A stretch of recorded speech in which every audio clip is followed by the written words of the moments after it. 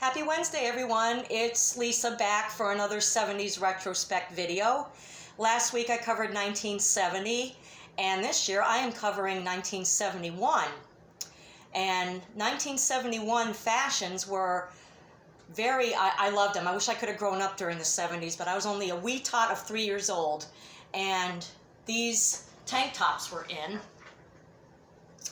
Little hippie tank tops, and I love the design here.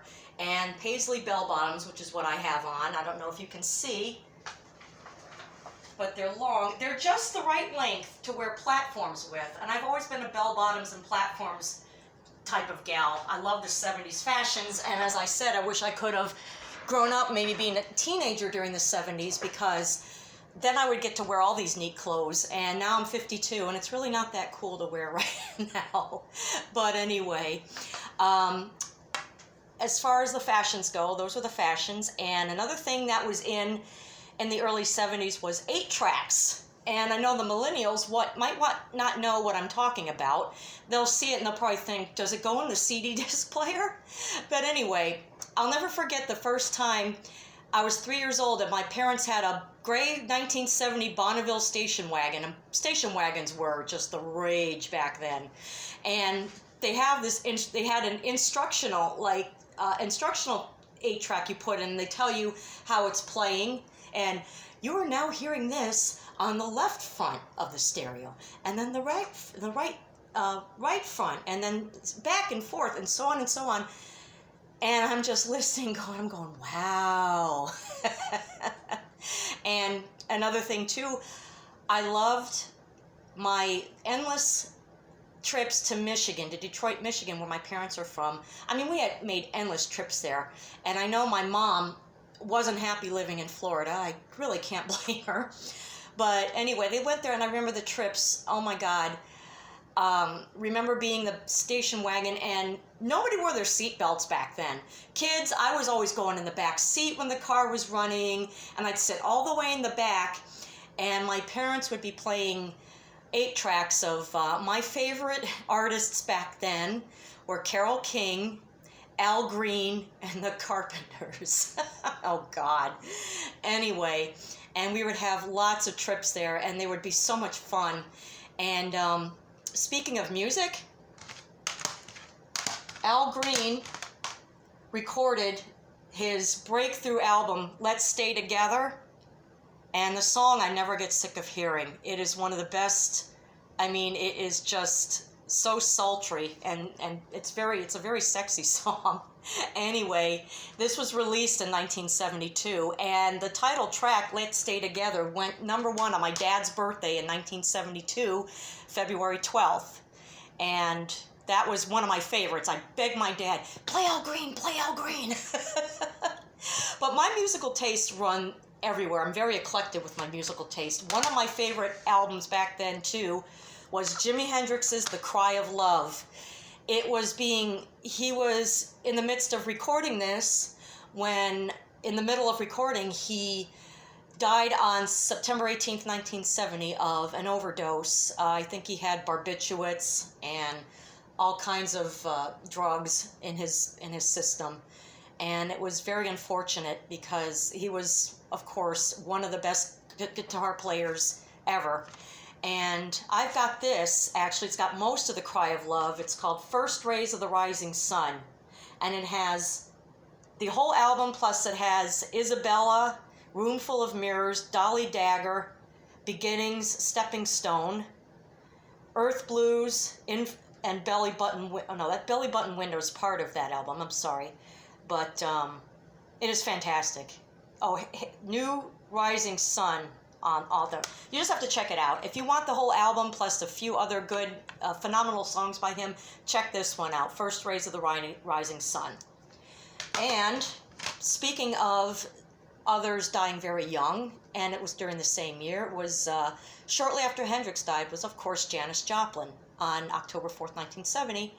And she was in the middle of recording her album Pearl, and shocking to say, they found her in her hotel room, the Landmark Hotel in California, and she died of a heroin overdose. And supposedly I read that that very same room was haunted I think it was, they were, people were trying to say that it was. Of course, I don't know for sure.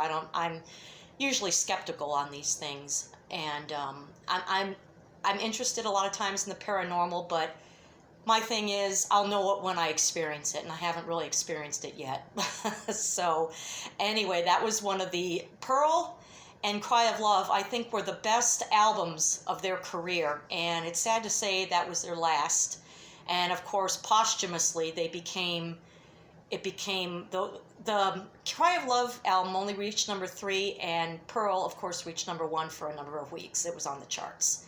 So moving right along, I happen to love funk music, and 1970 was the year, I think it was the breakthrough year, or prior to that, it was Sly and the Family Stone, I think that began that.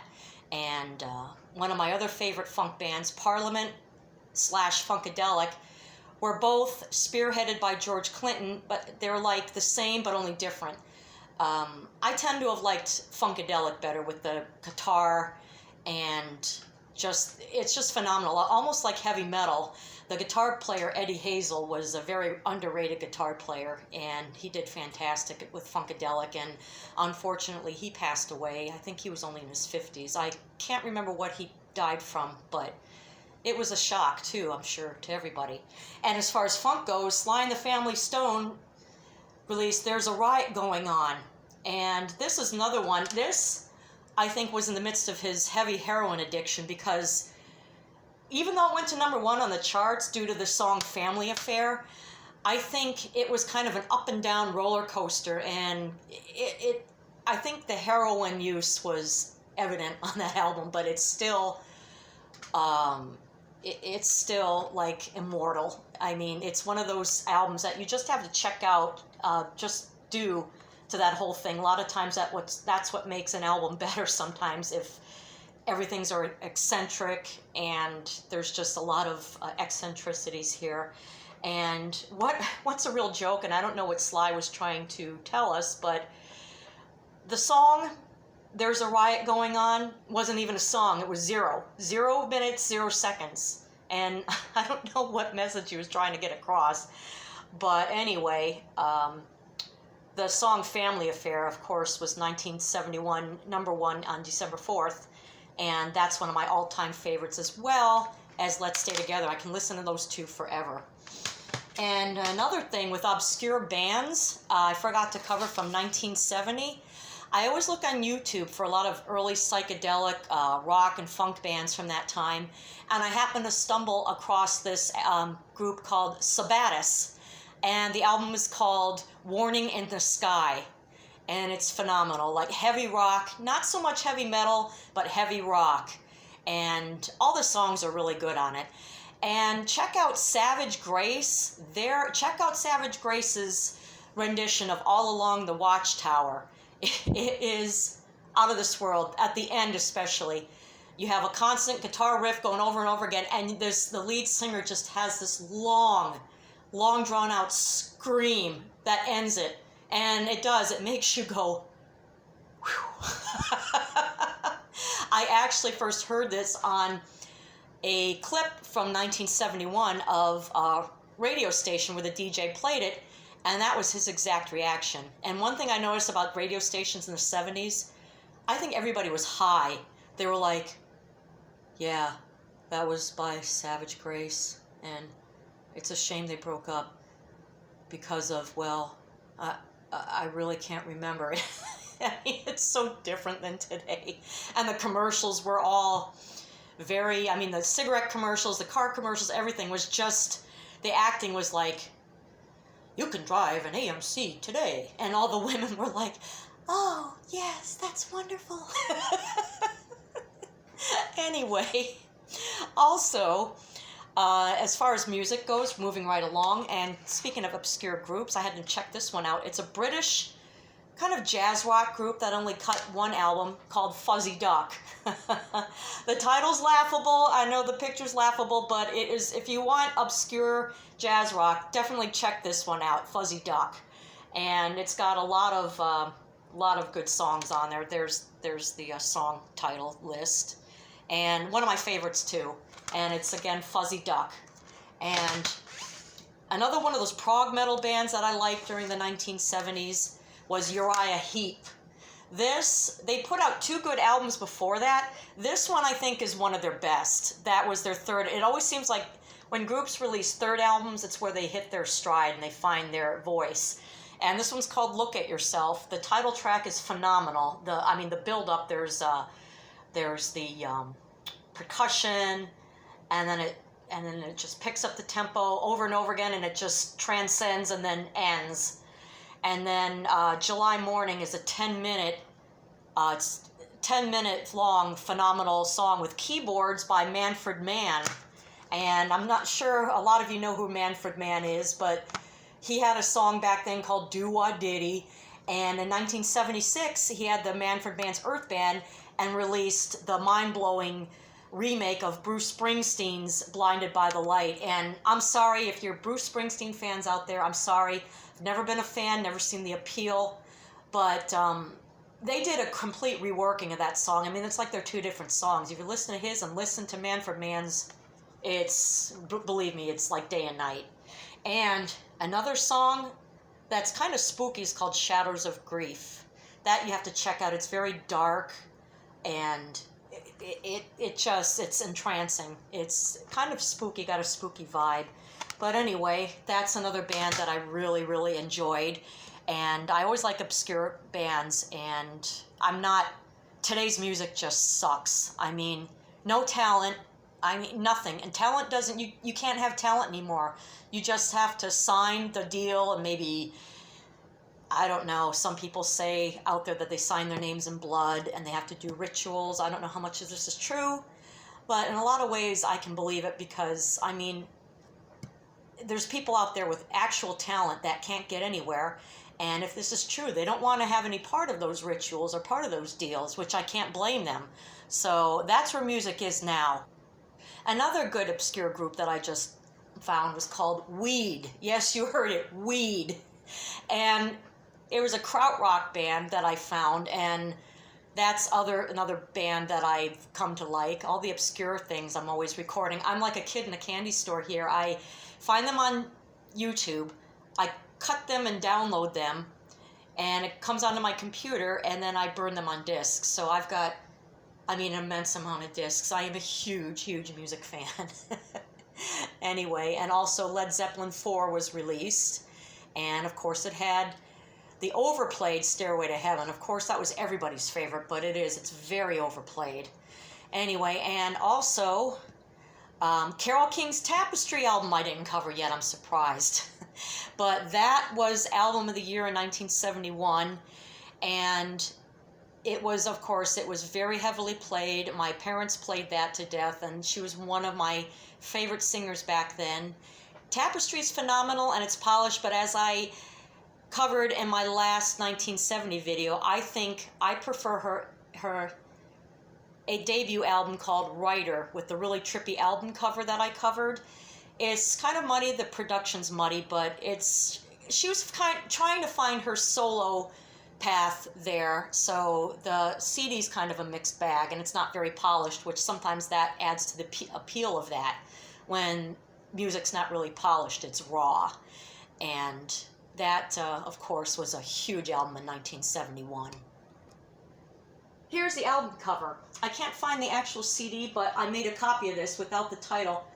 Look how trippy that is. I covered this on my last video, and it's like a winter's day, but also with the rainbow. It's like winter and spring, like starting the solstice. And that dress is actually purple, and they painted the picture of her in white, which just, it mesmerized me as a kid. My parents had that 8-track, because after Tapestry was released, people wanted more Carole King, so they bought that as well. And I just look at the 8-track, I just look at that cover, and I'd just be mesmerized. It was just very, very, it just was mind-blowing to me. I just sit there and stare at it. And that was, I think, one of my favorite album covers. Like I said, I've got a huge 24 by 36 blown up on my wall with that, and it's just, I love it. If I could have a full, if I could afford it and have it like huge, like a mural, that would be really the great thing. And moving along with TV, the cigarette ban took effect in 1971. In 1967, the FCC was trying to pass a bill to have radio stations and TV stations display a public service announcement that there was an anti-smoking, and it actually worked in the way that it cut down. A lot of the smokers quit, and the number of smokers dropped. And in 1969 on Capitol Hill, it was circulating, the bill was circulating, and Nixon, who was an 8-bowl pipe smoker, 8 bowls a day, he was reluctant to sign it, but he did sign it on April 1st, 1970, and the ban took place on January 2nd, 1971, during The Late Show with Johnny Carson. That was the very last cigarette commercial on TV. Nowadays, ever since then, they've been on magazines. And as far as TV goes, TV commercials, of course, everyone knows the crying Native American at the end of the Keep America Beautiful commercial. That was very sad. And it was it played it a lot on TV. They showed a Native American man standing in the road and people going by and littering, and you see a tear in his eye. One thing, though, about the Native American, his nickname was Iron Eyes Cody. He was actually Italian. He was born to Sicilian parents, but he always insisted he was Native American, and he wasn't. He was Italian, which just really surprised a lot of people. I mean, he looks Native American, but yeah, he's Italian, Sicilian parentage. And another commercial that I liked, actually was 1970, was the Chuck Wagon dog food commercial, where you see the dog laying in the kitchen, and you see this Chuck Wagon and going, yah, yah, going across the kitchen, and the dog's looking at it like this, and then it fades into the cupboard, and he's barking, and then like, oh, tender, juicy chunks. Just pour water, and it comes up with tender, juicy chunks, and real beef broth. That was one of my favorite. That is one of the funniest commercials I think I've ever seen. Of course, another immensely popular commercial was the Coke commercial back then, with them singing, "I like to teach the world to sing," and they're all holding the candles, all hippies, peace and love back then. And yeah, it was kind of an extension of the Woodstock generation. That was another really phenomenal commercial, and that and the Keep America Beautiful were the top commercials of that year.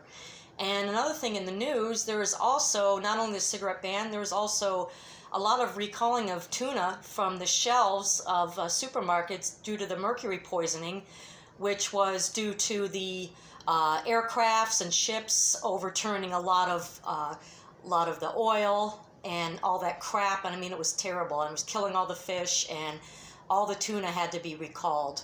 And there was also a lettuce boycott. I tried to get as much information I can of that, but I couldn't understand. It was between the Teamsters Union and the farm workers. The farm workers didn't want to join with the Teamsters Union, and there was a strike going on, and it was a big mess then too. And so that was another huge topic that not too many people remember, but all the baby boomers sure would. Also, Disney World in Florida opened on October 25th, 1971. And I remember my very first trip there was actually 1973. And I'll be covering that when I do 1973 in a few weeks. But yes, that was the opening. And I'm going to show you a little time capsule of myself, blast from the past, of me growing up during the 70s. This was me. I was just turning 3 there. My hair, look, it's blonde. Then my hair, when I was a teenager, got thick and it was dark. Now I have to put color on it, and this is kind of like a brassy. I tried to dye it close to my hair color, and of course it fades and it becomes brassy, and well, that's what happens when you get old. But anyway, there's me at 3. Look at the knee socks and the psychedelic, looking dress, and floral, like flowers and paisley were the big thing back then. And here's me, which describes how I feel every day, just about. I don't know what I was screaming about. Maybe my mom wouldn't let me have candy or something. This was also in February. And look at my porch. That door is still there, believe it or not. My dad still lives there.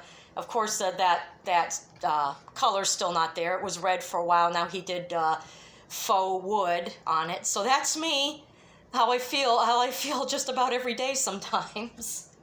And I don't know if you can see these. I couldn't take them out of the photo album because they're all glued, because we've had these since 1971. There's my parents. Can you see that? My mom was 25, my dad was 27. Look at the bell bottoms on my mom. Look at that hair. And there's my dad. And that god-awful carpet I told you about, that blue. And where the wall behind my mom, that's knocked down, and there was a living room in there that my dad built in 1974. So those were my parents, and like I said, we constantly go through all kinds of trips to Michigan. That's what I remember the most of 1971, was the endless trips to Michigan. And so that's really about it, my cover of 1971.